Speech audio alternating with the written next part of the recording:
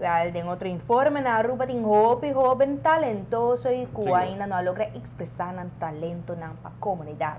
YMCA Dakota, conjuntamente con House of Style, ha organizado un proyecto na onda un grupo de jóvenes vini junto para expresar ng talento na enfocar iba arte de graffiti, onde plania un diseño para muralla delante del edificio conocido como John F. Kennedy's Hall.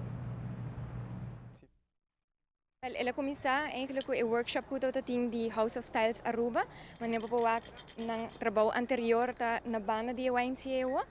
E assim nós sabíamos a ideia de bancava com a muralha full para lagi bonita e bampone YMCA também ribaje. Ela começar algum ano passado com nós organizar projeto graffiti positivo na YMCA Dakota, onde nós lagan verf of hasi graffiti riba nos containers não.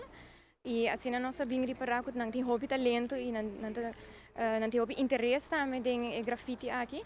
E assim nós motivamos para ver workshop com um lugar em zomer de House of Styles.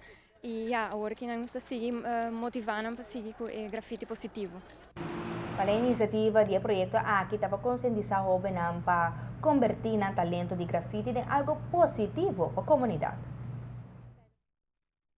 We vonden het echt heel erg tof. Ik weet gewoon op Aruba is zoveel talent. Vooral in dans en in kunst schuilt er zoveel talent in de jongeren.